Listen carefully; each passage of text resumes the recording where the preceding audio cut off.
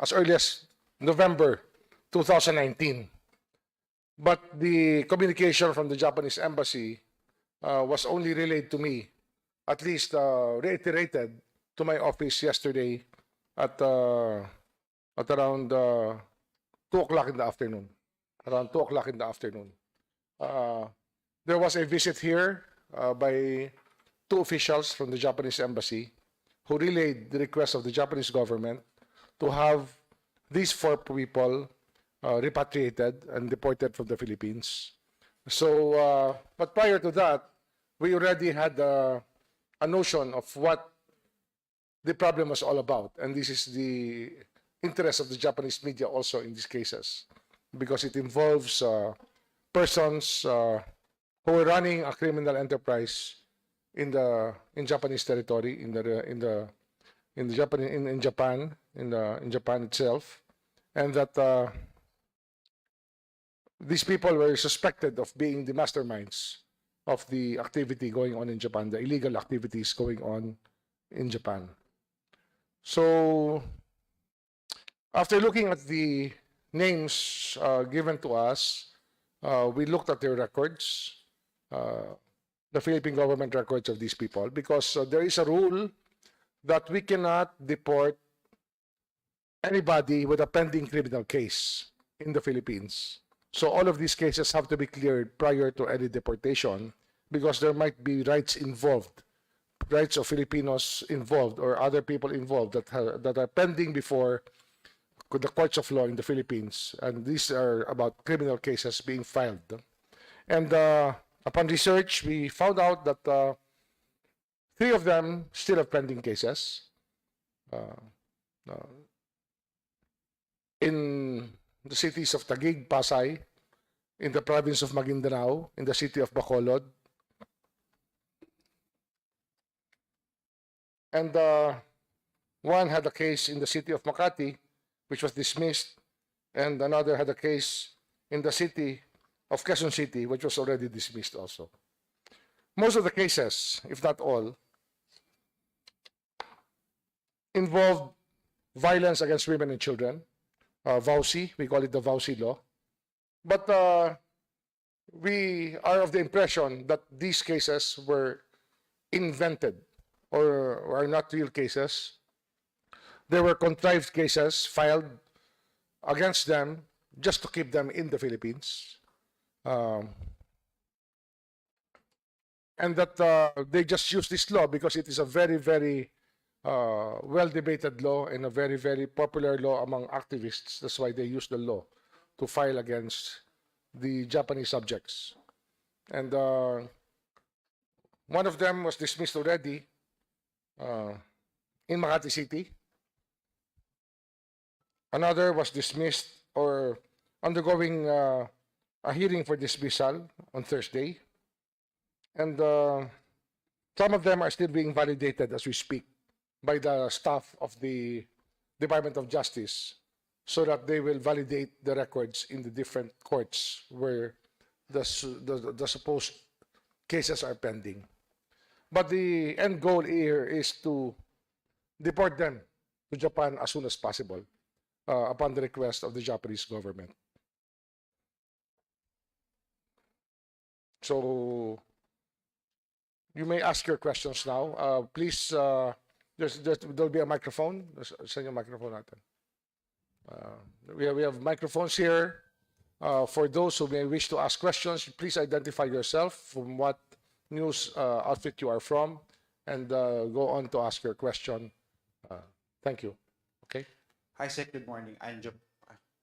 No, sige. Okay. Sir, Anjo Alimar from CNN Philippines. Okay. Sir, just want to clarify, the cases filed against the 4 Japanese nationals, you believe are all just, filed just to make their stay here longer, and you want them to be dismissed for them to be. I speak from experience and from the way that things have been running in the country on these cases.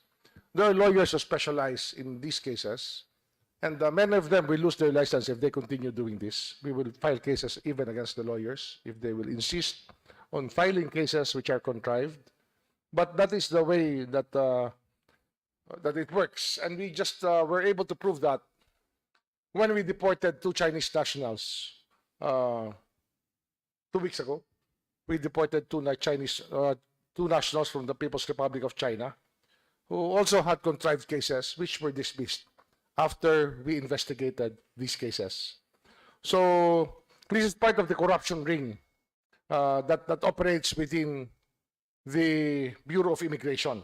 All of these legal services being offered by law offices do not stop at tactics which are not supposed to be used in cases like this. But many lawyers think that it's okay to do that, but the Department of Justice will not tolerate behavior like this from lawyers. And we will even file for disbarment of lawyers who insist on using these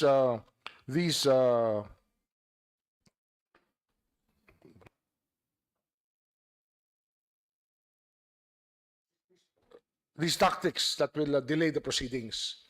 We think that it is just incumbent upon the Philippine government to play everything in good faith, and that people from the Bureau of Immigration and the Department of Justice should not and should never tolerate any of these tactics that are being used. I know that this has been used for the past, but we will not tolerate that anymore in the years to come, because it is not correct to tolerate this form of behavior coming from lawyers who contrive cases just to frustrate the ends of justice. Okay. Can you pass the microphone, please?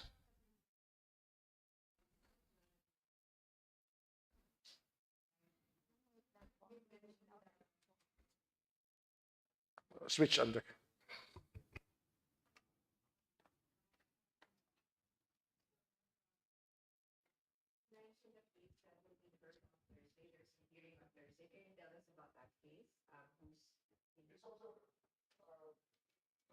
The case also involves Republic Act, violation of Republic Act 9262, or anti-violence against women. And it is the same modus operandi utilized by many of the lawyers. But we have it on good word that the person who filed the case is the girlfriend of the Japanese national, who visits him regularly in jail, and even plants a kiss on his cheek every time she visits the jail. So you can read from the body language that it is not an honest to goodness case of violence against women, since they still exhibit very sweet behavior to each other. Is it safe to say that we can expect the prosecutor to dismiss the case, considering the background? Hopefully that they will be true to their tasks and to dismiss the cases which have been contrived to delay and frustrate the ends of justice. Secretary, good afternoon. Arisel Saludo from Fuji TV. Sir, we were given a message by ASEC Miko that you've already been in close contact with the Japanese embassy, and most recently, I think you have communicated, I don't know when, but do you have any new developments in any of the cases, and if not, and also if there are any information on your trip to Japan as well? I will not go to Japan, definitely. My task is to stay at home for the country. I mean, I'm part of the committee that stays home to help run the country for the president.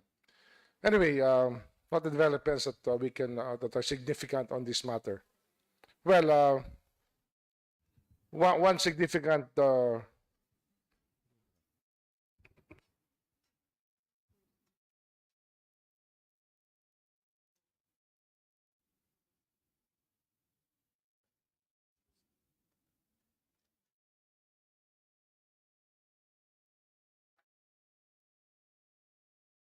well, we're trying to settle the case to finish these cases prior to the president's trip. So this will not be the focus of media when he goes to Japan, because this will be a distraction. So we're trying to do our best to settle this case, to finish the deportation proceedings as soon as possible. Well, there are revelations that came out yesterday. One of them is that these fugitives who were in the detention facility of the Bureau of Immigration had telephones with them the whole time. It is already validated. We looked at video recordings of them inside the detention facilities, videotaping themselves, and I think even playing it for public consumption or even in their pages. Several telephones have been surrendered by the Bureau to the Bureau of the Bureau of Immigration has confiscated several telephones, and one of the Japanese nationals had 6 iPhones in his possession. 6 iPhones in his possession, and this is a subject of investigation now within the Bureau of Immigration because these cannot be tolerated. This reeks of corruption, and the people who are responsible for the behavior of all the people under detention will be dealt with severely once proven that they did not do their jobs in ensuring that the use of communication tools are only tolerated or only used for lawyers and family calls. That is the one reason allowed by all detention facilities throughout the world. So it is very possible. Yesterday, I think we were able to agree that it was very possible that criminal enterprises were being run from the detention centers through these telephones that they had in possession. This is what we are trying to look at now. It's a very serious breach of discipline within the ranks of the Bureau of Immigration, and this would be dealt with very severely. I think that we all know that that should not happen. It's actually a problem that's going on throughout the world right now because of cell phones. All corrections facilities, all detention facilities, make it usually it is a source of corruption throughout the world when people try to get telephones snuck into the detention facilities. And it's very unfortunate that these criminal enterprises may have been run from inside their jail cells. And this will undergo forensic investigation. It's now, the NBI has been directed to look at this, but we have offered it also to the Japanese authorities to also look into the matter. We will cooperate with the Japanese police if they are sent over to look at these telephones so that as evidence of the wrongdoings of the persons who are currently under detention and currently facing deportation proceedings.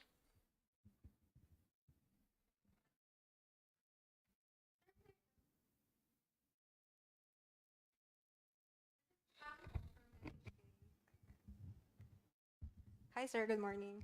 Pam from NHK. Sir, clarification lang po. So, they have cases each. One is already dismissed, then there are 3 ongoing po.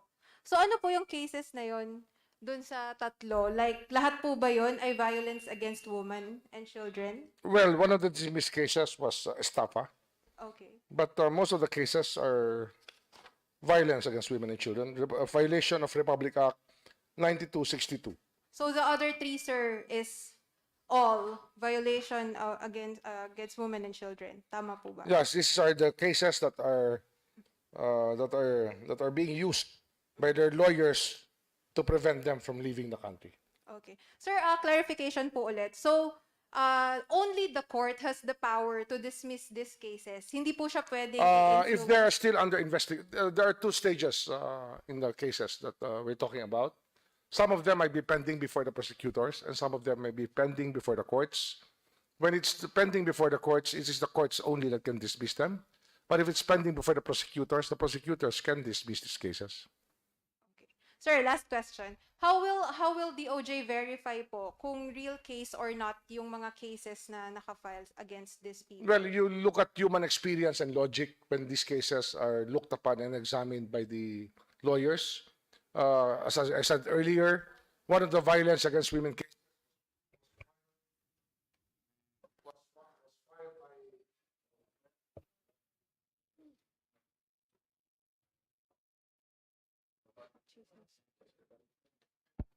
one of the cases was filed by a girlfriend of the detainee who regularly visits the jail, plants a kiss on his cheek, and behaves sweetly to the person who filed, to the person who is supposed to have inflicted injury on the woman. So we're talking about logic and experience. And why would a woman wronged and filed a case revisiting her boyfriend?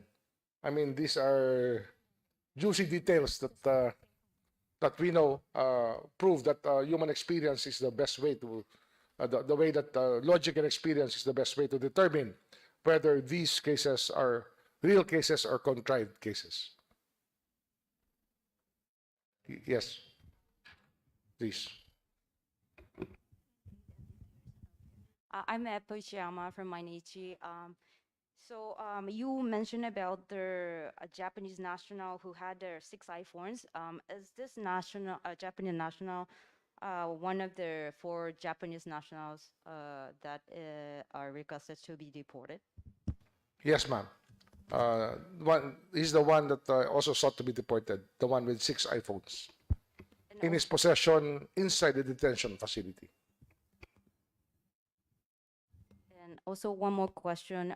According to Japanese police, there are 3 pending cases here against 3 Japanese nationals for requested to be deported to Japan.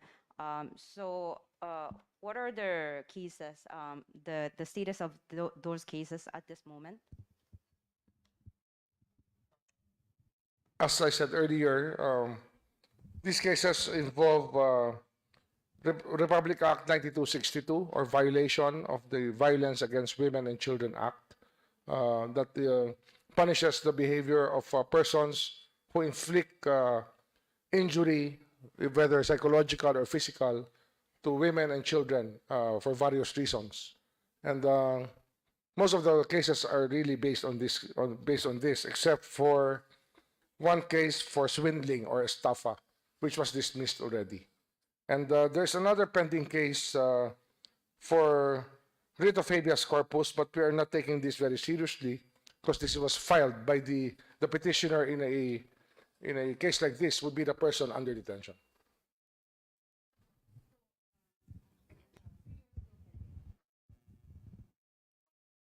There may be more, but we are looking at these cases if they are already in court or still filed with the prosecutors, because we know that this is a modus operandi. It is a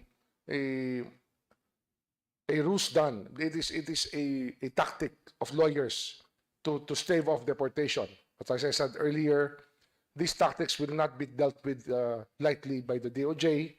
We will file cases against lawyers who do not respect the rule of law in our country and who contrive cases just to prevent the ends of justice from being met. We have 3 pending cases.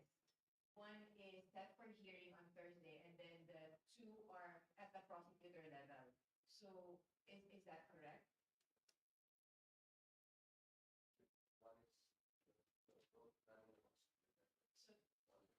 All in court?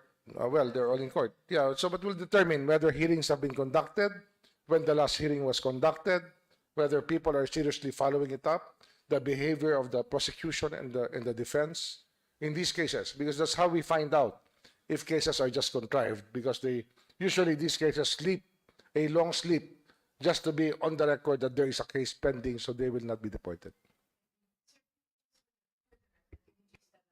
Identity of Ruthie and